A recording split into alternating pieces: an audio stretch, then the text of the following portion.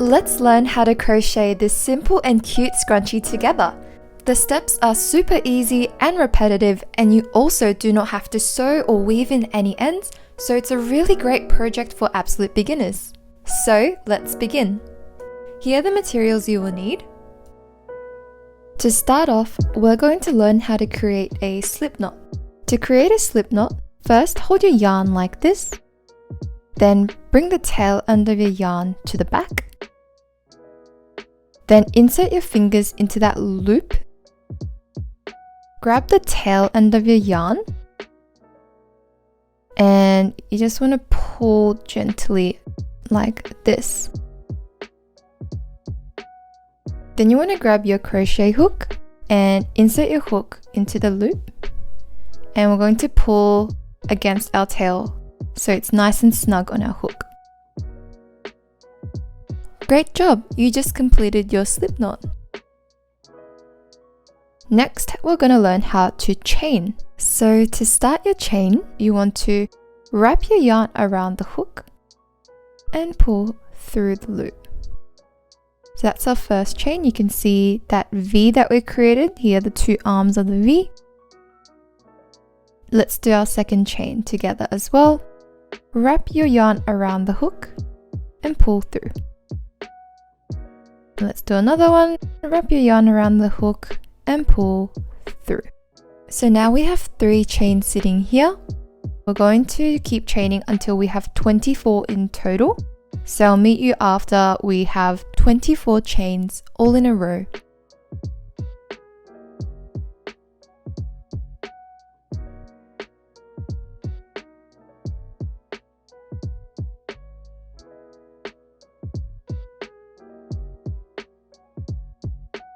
Now that I have 24 chains, it looks something like this, one long row. And from there, we're going to grab our hair tie. And what you're going to do is pick up your chains and you're going to insert your hair tie through the loop like this. The next step is you just have to make sure that you loop it around like this. Make sure this side of our chains is always facing the outside of your loop and that there's no twists in your chain. Once you're confident that's the case, we're going to look at our first chain. You can see our first V that we made. You're going to grab your hook, and in the top part of the chain, we're going to insert our hook into that top arm like this. Then wrap your yarn around the hook and pull through. We now have 2 loops on our hook. So with this first loop, we're going to pull it through our second loop as well. Just like that. And that was our slip stitch. So once you've done that step, it sort of looks like this. And you can just double check, have a look around, make sure that this side of the chains is always facing outwards and there's no twist before we continue. Now what we're going to do is chain 2. So wrap your yarn around and pull through. Wrap your yarn around and pull through. So here are my 2 chains poking out from my initial loop that I've made. And what I'm going to do here is I'm going to grab my stitch marker. And can you see, we're not going to put the stitch marker in the loop on our hook. We're going to put it in through this V. Like this. And that marks our 2 chains. Now what I'm going to do is I'm going to wrap my yarn around and pull through to create another chain. So here's a closer view. We're not going to put our hook into this stitch where our 2 chains and our extra chain is coming out of. We're not going to put it into the next stitch either, but it's the one after that. That's where we're going to insert our hook. But before you insert your hook, you want to wrap your yarn around the hook like so. Then insert your hook into that stitch that we talked about. just onto that top arm. Then wrap your yarn around and pull through. Now you'll have 3 loops on your hook. So what we're going to do from here is you're going to wrap your yarn around the hook again and pull through the first 2 loops only. So now we have 2 loops remaining. Finally, wrap your yarn around the hook again and pull through these last 2 loops. So that was our double crochet. So once you've done a double crochet there, we're going to chain again. Skip the next stitch in line, so this one's the next stitch, and we're going to put another double crochet into the one after. So to start, remember, wrap your yarn around the hook, skip the next stitch, and into the one after that, we're going to insert our hook like so. Wrap your yarn around and pull through. We have 3 loops on a hook now. Wrap your yarn around and pull through the first 2 loops. Then wrap your yarn around and pull through the last 2 loops. So you can see a bit of a pattern forming. So in the first space we have our double crochet. On the next space we have our chain 1 on the top and our skip stitch on the bottom. In the space after that we have another double crochet, and we keep alternating between these 2. I'll do one more with you. So we need to chain 1 before we start, skip the next stitch, wrap your yarn around the hook, and in the next stitch after that, insert your hook into that top loop, then wrap your yarn around and pull through, wrap your yarn around and pull through 2 loops, then wrap your yarn around and pull through the last 2 loops. So I'm going to continue this pattern all the way around. When I reach towards the end, I'll meet you there to show you what to do to connect everything together.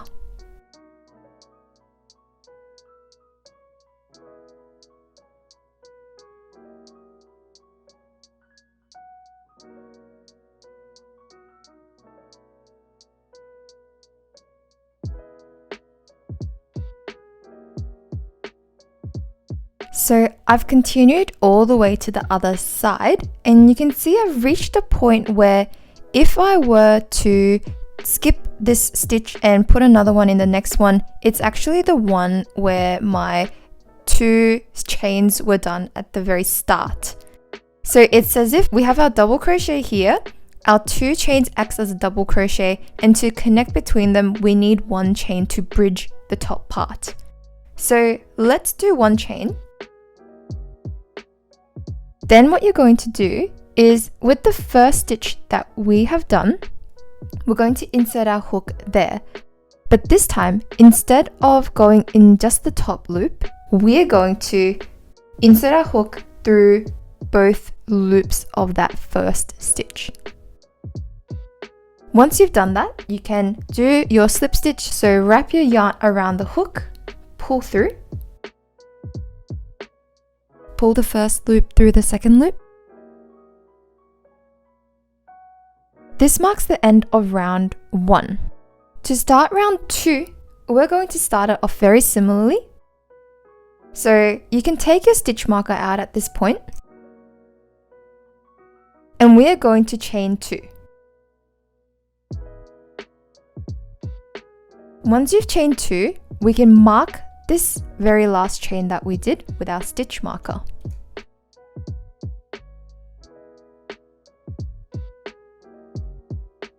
Next, we need to chain 1. Then we're going to skip the next stitch, and we're going to put our double crochet into this stitch here. And you can tell that's the stitch where our last double crochet is on top of as well. So to start our double crochet, you can wrap your yarn around the hook, and in that top stitch, insert your hook through both arms of that stitch. From here on, whenever we're inserting our hook into our stitch, we're going to do it through both arms of the stitch. Then complete your double crochet.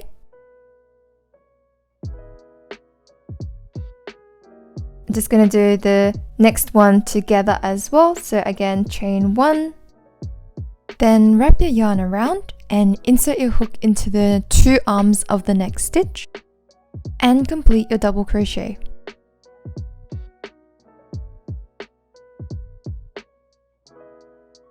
So we're going to continue round 2 all the way to the other side, and I'll meet you there.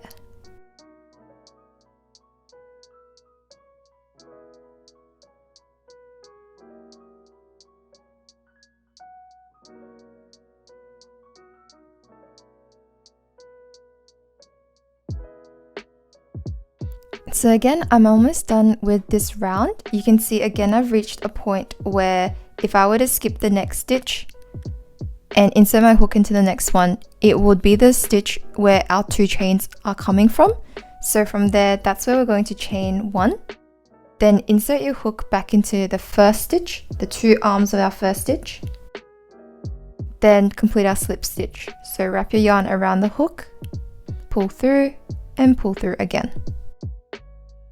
So here's our round 2 all done. You're doing a great job so far. So we are going to continue this in a very similar way. So round 3 all the way up to round 50 is the exact same as round 2. So we're basically going to repeat round 2 until we have 50 rounds in total.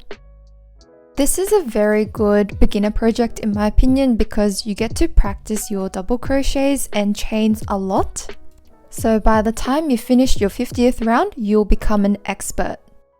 Once you get more familiar with the pattern, you can start listening to some music or an audiobook, and I'll meet you at the end of round 50.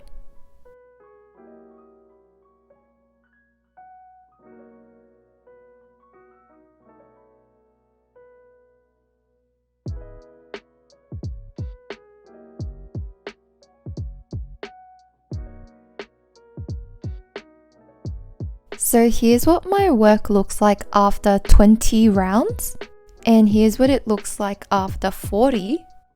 As you make more progress on your scrunchie, you'll notice that it becomes harder to turn your work through the hair tie.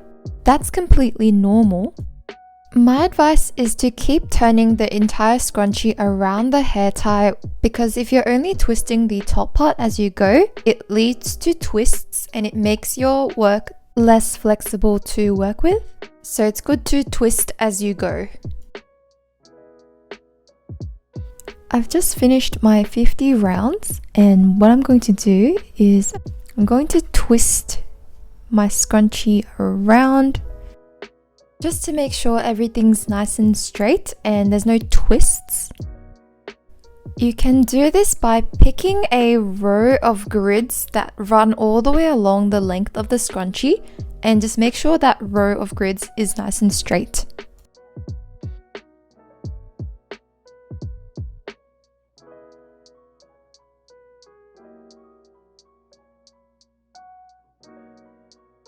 Once you're pretty confident that everything has aligned, the tail end from the very start should line up with where your hook is at the moment. Next, we're going to take a closer look at that very first stitch. So that tiny little gap right after the tail of our yarn is where we're going to insert our hook like this. Then wrap your yarn around and pull through, making sure you pull through both loops. Then we're going to work on joining the 2 ends of our scrunchie together and we're going to work from right to left. So you can see that some of the stitches roughly line up with each other. So find a stitch that roughly aligns and insert your hook through both layers. It doesn't have to be exact. Wrap your yarn around your hook and pull through the final loop. Let's move on to the next one. Insert your hook again through the 2 layers. Wrap your yarn around the hook and pull through again. You can see we're slowly joining up our 2 ends. So we want to keep going until we reach all the way around, and I'll meet you towards the very end.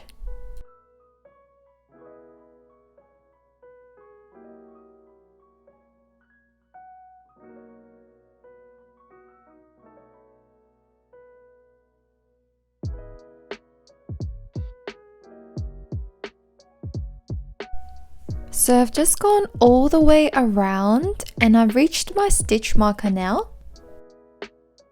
So my next step is to take my stitch marker out. Then I'm going to chain 1. Then I'm going to grab my scissors and I'm going to cut my yarn and leave a little bit of a tail at the end. Once we've cut our tail, then we can pull against our hook and pull tightly with your fingers. Now what I'm going to do is I'm just going to bring our scrunchie into the correct orientation.